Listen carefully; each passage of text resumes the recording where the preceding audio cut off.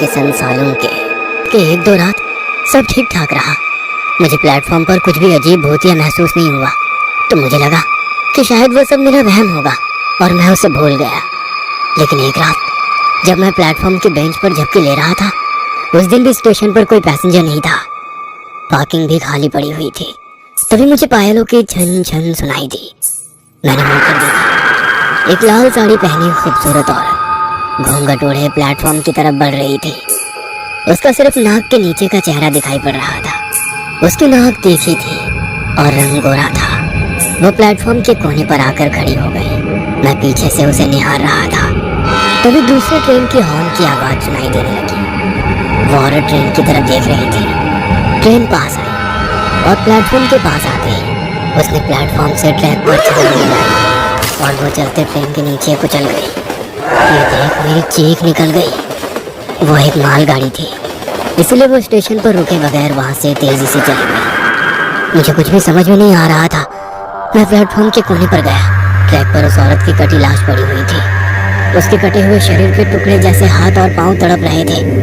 वो देख मेरे रोंगटे खड़े हो गए और मैं सुरेश की तरफ भागते हुए चला गया। सुरेश जल्दी चल, एक औरत ट्रैक के नीचे कूद गई। वो ट्रैक पर मरी पड़ी है। क्या? औरत ने ट्रैक के नीचे छलांग लगाई? हाँ, लेकिन कब? अभी अभी वो ट्रेन के नीचे कूद गई। क्या बात कर रहा है? अभी कौन सी ट्रेन गुजरी है यहाँ से? क्या ये क्या बोल रहे हो? अभी अभी एक मालगाड़ी यहाँ से गुजरी। क्या तुमने उसे देखा नहीं? क्या बात कर रहे हो?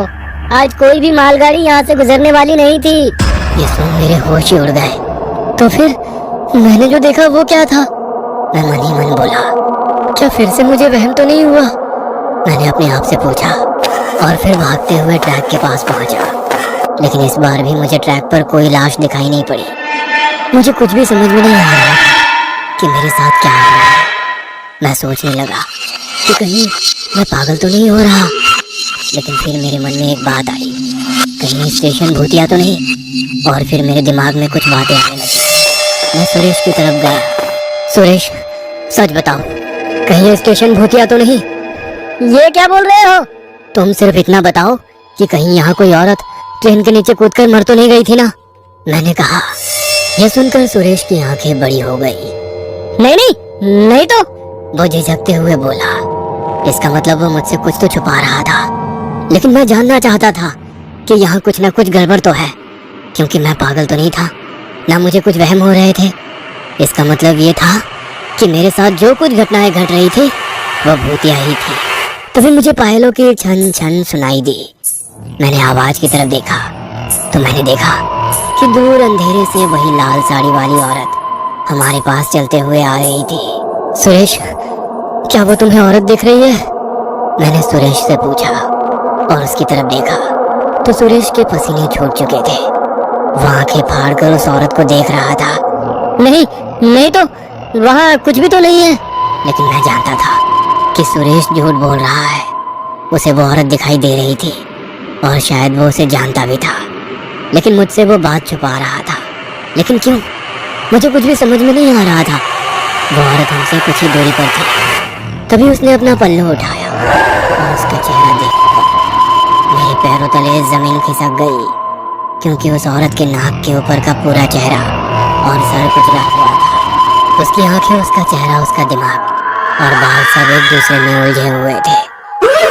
मैं जोर से चीखा और स्टेशन के बाहर दौड़ा। मैं तब पार्किंग में था जब मैंने दूर से एक बाइक पार्किंग में आती देखी। मैं उस बाइक के सामने जाकर खड़ा हो गया। बाइक पर एक आदमी और उसके पीछे एक औरत बैठी थी। और जब मैंने उस औरत को देखा तो मेरे रोंगटे खड़े हो गए, क्योंकि वह वही लाल साड़ी वाली पल्लू ओढ़े हुए औरत थी। लेकिन तुम तो अभी मर गई थी ना? मैं डरते हुए बोलने लगा। क्या क्या बात कर रहे हो आप? वो पीछे बैठी औरत बोली। चुप कर, पराये मर्द से बात कर दिए तू? उसके सामने बैठा आदमी उस पे चिल्लाया। उसका चिल्लाना सुनकर वो औरत भी गुस्सा हो गई। ये आदमी तो मुझे चैन से न जीने दे रहा है न मरने दे रहा है। वो गुस्से में बोली और बाइक से उतर गई और बैग लेकर रेलवे स्टेशन की तरफ चली गई। उस आदमी ने उसे रोकने के लिए कहा, लेकिन वो नहीं रुकी। यह देख वो गुस्सा हो गया और वो आदमी उसे गालियां देते हुए वहीं बाइक पार्क कर उसके पीछे गुस्से में भागा। मैं देखना चाहता था कि आखिर ये क्या हो रहा है। कुछ देर पहले वो तो औरत मेरे आंखों के सामने मर गई और फिर उसका भूत भी मुझे दिखा था, लेकिन अब वो जिंदा इंसान की तरह कैसे हो गई। इसलिए मैं भी प्लेटफॉर्म पर पहुंच गया। वो दोनों प्लेटफॉर्म के कोने पर खड़े थे। तभी दूसरी ट्रेन की हॉर्न की आवाज आई। वो आदमी काफी डर गया था और उस औरत के सामने हाथ जोड़ रहा था। तभी उसने उस आदमी को रेलवे ट्रैक पर धकेला और चलती ट्रेन ने उसे कुचल दिया। ये देख, मेरी आंखें फटी की फटी रह गई। वो मालगाड़ी उस आदमी को कुचल रही थी। तभी उस औरत ने मेरी तरफ देखा और मुस्कुराई। तभी एक हवा का झोंका आया और उसका पल्लू उसके सर से उड़ गया और फिर मुझे दिखाई दिया उसका कुचला हुआ आधा चेहरा और सर। इसका मतलब वो सच में भूत, प्रेत या फिर आत्मा थी। तभी मैंने देखा कि प्लेटफॉर्म की बाईं तरफ से वो गला कटा हुआ छोटा बच्चा मेरी तरफ चलते हुए आ रहा था। दूसरी ओर से वो बूढ़ा सरकटा आदमी मेरी तरफ रोते हुए आ रहा था। तभी मालगाड़ी की सभी बोगियां वहां से चली गई और ट्रैक से उस औरत का पति भी खड़ा हो गया और प्लेटफॉर्म पर चढ़ गया। वो सभी मरे हुए लोग मेरी तरफ बढ़ रहे थे। तभी मुझे सुरेश की याद आई। सुरेश! मैं चीखा और टिकट काउंटर पर चला गया। तो मैंने विंडो से देखा कि पूरे कमरे की दीवार पर खून की छींटें उड़ी हुई थी। मैंने कुर्सी देखी तो कुर्सी पर सुरेश की सरकटी लाश पड़ी थी। इसका मतलब उस आत्मा ने उसे भी मार डाला था। शायद तभी जब मैं रेलवे स्टेशन से पार्किंग की तरफ भागा था, वो लोग मेरी तरफ बढ़ रहे थे।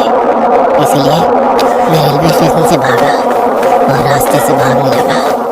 तभी मुझे टांगे की आवाज आने लगी। मैंने पीछे देखा तो एक सफेद घोड़े वाला टांगा मेरी तरफ ही आ रहा था। मैंने टांगे को रोकने के लिए हाथ किया और जब वो टांगा मेरे पास आया, मुझे दिखाई दिया कि उसमें एक आदमी बैठा था जिसके धड़ पर केवल खोपड़ी थी, बिना चमड़ी वाली खोपड़ी। उसके हाथ में एक मैशेटी था। वो देख मेरी सांसें तेज हो गई। वो टांगे वाला भी एक भूत था। वो मैशेटी लेकर मेरे ऊपर झपटा, लेकिन मैंने उसका हाथ पकड़ लिया और उसे धक्का मारकर मैंने उसके हाथ से मैशेटी छीन लिया और फिर मैंने उसकी खोपड़ी उसके धड़ से काट दिया। मैं गुस्सा हो गया था। जब उसने हलचल बंद की तब मैं शांत हो गया। तभी मेरी नजर टांगे में रखी एक बैग पर गई। मैंने उस बैग को उठाया और उसमें उस टांगे वाले की खोपड़ी और मैशेटी डाला, क्योंकि मैं सब लोगों को दिखाना चाहता था कि सच में मैंने भूत देखे थे। क्योंकि मुझे पता था कि बिना सबूत के सभी लोग मुझे पागल कहेंगे, लेकिन मैं पागल नहीं हूँ।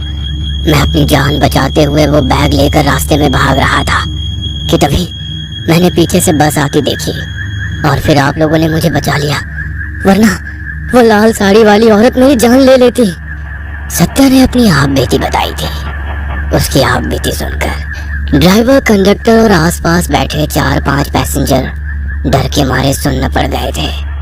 तभी कंडक्टर की नजर सत्या के पैर के नीचे रखी बैग पर पड़ी। क्या इसी बैग में उस टांगे वाले की भूत की खोपड़ी है? हाँ, क्या आप लोग देखना चाहोगे? वह बैग अब खून से भीग चुकी थी। नहीं, मैं नहीं देख पाऊंगा। बगल वाली सीट पर बैठा बूढ़ा सत्या से बोला। तभी बस के पीछे से एक गाड़ी जोर जोर से हॉर्न मारने लगी। ड्राइवर उस कार से तंग आ गया था। शायद वो कार वाले उस बस को रोकने के लिए कह रहे थे। ड्राइवर ने बस की स्पीड धीमी की। तभी वो कार आगे निकल गई और उसने रास्ता रोक लिया। ड्राइवर ने बस रोक दी। तभी उस कार से 2 आदमी नीचे उतरे। कंडक्टर ने दरवाजा खोला। वैसे वो आदमी बस में चढ़ गए और पीछे की सीट की तरफ चले गए। कौन है ये लोग? शायद पैसेंजर्स हो। तभी एक आदमी ने सत्या की गर्दन पीछे से पकड़ ली और उसे दबोच लिया। सत्या के हाथ बैग की तरफ जाने लगे। उसने बैग उठाकर बैग खोली और उसमें से मैशेटी हाथ में लिया। तभी बस में चढ़े दूसरे आदमी ने उसका मैशेटी वाला हाथ पकड़ा और सत्या के हाथों से बैग नीचे गिर गया। बैग नीचे गिरते ही उसमें से एक आदमी का कटा सर नीचे गिर गया। वह कटा सर देख पैसेंजर्स की चीख निकल गई। बस में चढ़े 2 आदमियों ने सत्या को दबोच लिया। उसमें से एक आदमी चिल्लाया, शांत हो जाओ सब लोग, ये आदमी पागल है। कुछ दिन पहले पागल खाने से भागा था और इसने अभी कुछ दूरी पर रास्ते पर एक कार वाले का खून किया है। और उसका सर काटकर बैग में रखकर वहां से भाग निकला। ये सुनकर ड्राइवर, कंडक्टर और बस में बैठे सभी पैसेंजर्स के होश उड़ गए। इसका मतलब सत्या क्या पागल था और वो टांगे वाले भूत को नहीं बल्कि एक कार ड्राइवर को मारकर उसका सर बैग में लेकर भाग रहा था। यह सुन सत्या पागलों की तरह चीखने लगा, पागल नहीं हूँ मैं, पागल नहीं हूँ मैं। वो लाल साड़ी वाली औरत सच में है, वो सच में है। उन लोगों ने सत्या को दबोच लिया था, जिसके बाद उन्होंने उसके हाथ पांव रस्सी से बांधकर उसे कार में बिठा दिया। लेकिन ड्राइवर और कंडक्टर को सत्या की पूरी कहानी सुननी थी कि असल में वो पागल कैसे हुआ और वो जिस रेलवे स्टेशन का किस्सा सुना रहा था उसका आखिर मामला क्या था। उन्होंने उन दो आदमियों को सत्या के बारे में पूछा। वो लोग पागलों के अस्पतालों में ब्रदर थे। उन्होंने बताना शुरू किया। ये पागल सत्या एक पहाड़ी रेलवे स्टेशन पर वॉचमैन का काम करता था। लोग कहते हैं कि वो स्टेशन भूतिया है। कुछ सालों पहले एक पति और पत्नी उस रेलवे स्टेशन पर आए थे। उन दोनों का स्टेशन पर झगड़ा हुआ और पति ने पत्नी को चलती ट्रेन के नीचे फेंक दिया। वो औरत प्लेटफॉर्म के आगे वाली ट्रैक पर ही ट्रेन के नीचे आकर मर गई। उसके मरने के कुछ दिन गुजर जाने के बाद उसके पति ने अचानक प्लेटफॉर्म से ट्रेन के आगे छलांग लगाई और उसकी भी मौत हो गई। लोग कहते हैं कि उसकी बीवी की आत्मा ने ही उसे खुदकुशी करने के लिए मजबूर किया था। सत्या जब उस स्टेशन पर काम करने आया तो उसे भी उस औरत की आत्मा ट्रेन के सामने छलांग लगाते हुए दिखती थी। उसकी आत्मा उसे भी परेशान करने लगी थी और उसे ट्रेन के नीचे छलांग लगाने के लिए कहती थी। लेकिन एक दिन सत्या गुस्सा हो गया। वो बस उस औरत की आत्मा को खत्म करना चाहता था। एक रात वो कुल्हाड़ी लेकर प्लेटफॉर्म पर आया और उसने पैसेंजर्स पर कुल्हाड़ी से वार करना शुरू कर दिया। बेंच पर लेटे एक बूढ़े आदमी का सर उसने धड़ से अलग कर दिया। एक छोटा बच्चा टंकी के पीछे छुपा हुआ था, उसने उसका भी सर काट कर अलग कर दिया। यहाँ तक कि उसने अपने ही दोस्त जो कि टिकट काउंटर विंडो पर बैठता था उसको भी काट कर मार डाला। यह सुन सत्या कार से चिल्लाने लगा, मैंने सुरेश को नहीं मारा, मैंने उसे नहीं मारा, उसे उस औरत की आत्मा ने मार डाला।